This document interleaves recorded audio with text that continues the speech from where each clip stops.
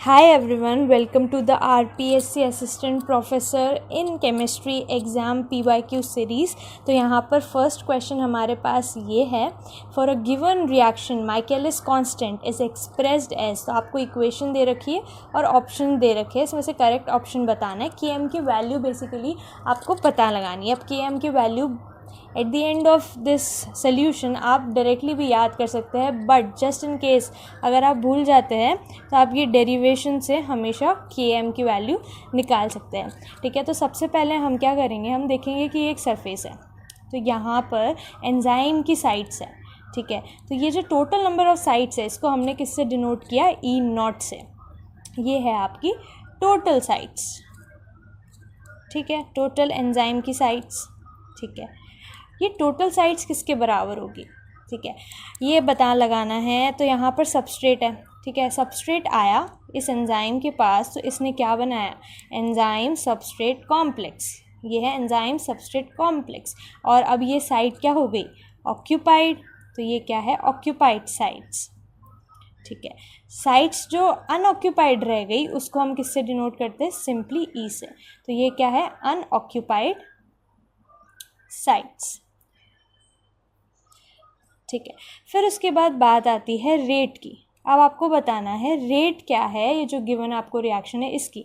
तो हमें कभी भी मेंशन नहीं दे रखा है कि स्लोएस्ट स्टेप कौन सा है, क्योंकि स्लोएस्ट स्टेप की रेट ही रेट डिटरमाइनिंग स्टेप होती है।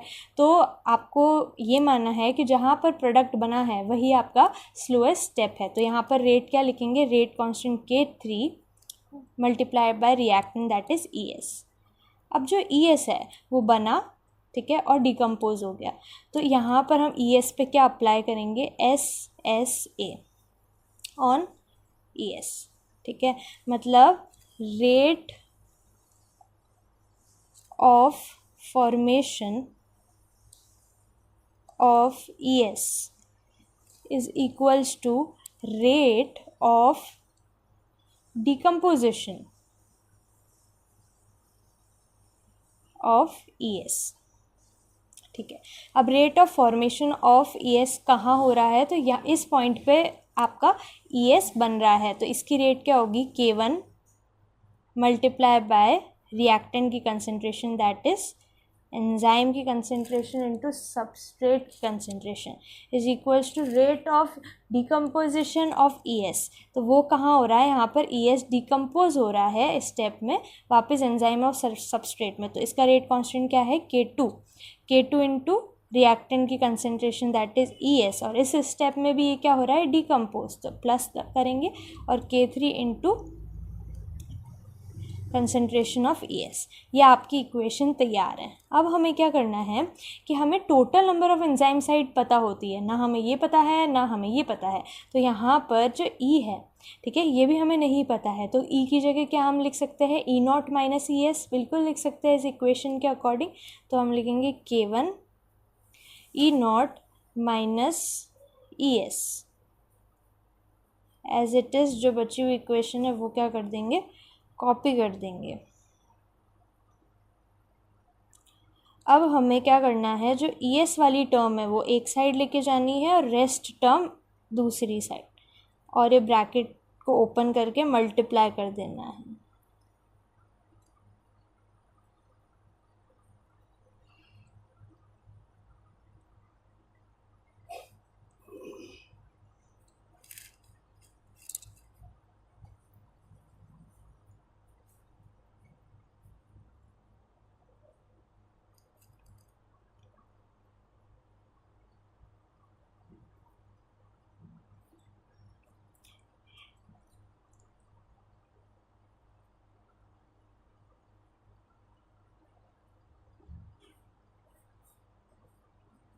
मैंने क्या किया कि जो ES का टर्म था वो ले लिया कॉमन, और ये वाला टर्म जो ES का था वो पूरा राइट हैंड साइड ले गई। तो ये माइनस इधर आके क्या हो गया, प्लस हो गया। ठीक, अब हमें सिंपली ES की वैल्यू निकाल देनी है। ठीक है, तो ये हो जाएगा K1 E0 सबस्ट्रेट की कंसंट्रेशन, और बाकी का डिवाइड में चला जाएगा ठीक है।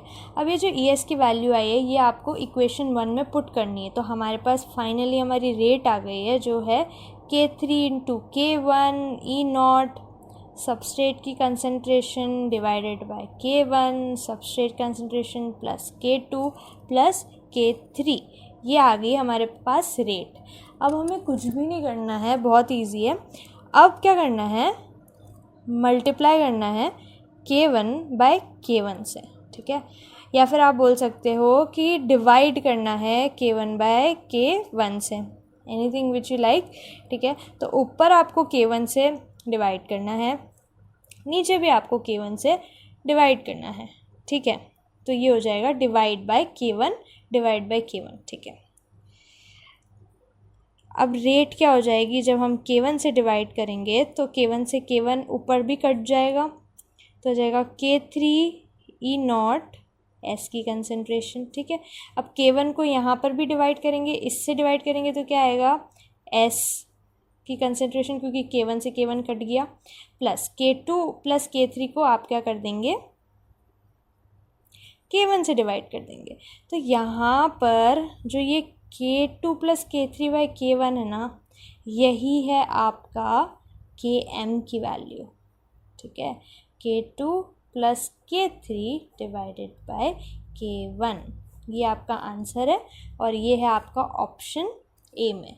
तो आंसर आपका क्या आ गया, ऑप्शन ए, ठीक है। तो इसलिए हम रेट को ऐसे भी लिख सकते हैं कि rate is equals to K3 E0 S की कंसनट्रेशन डिवाइड बाय S की कंसनट्रेशन प्लस Km, ठीक है।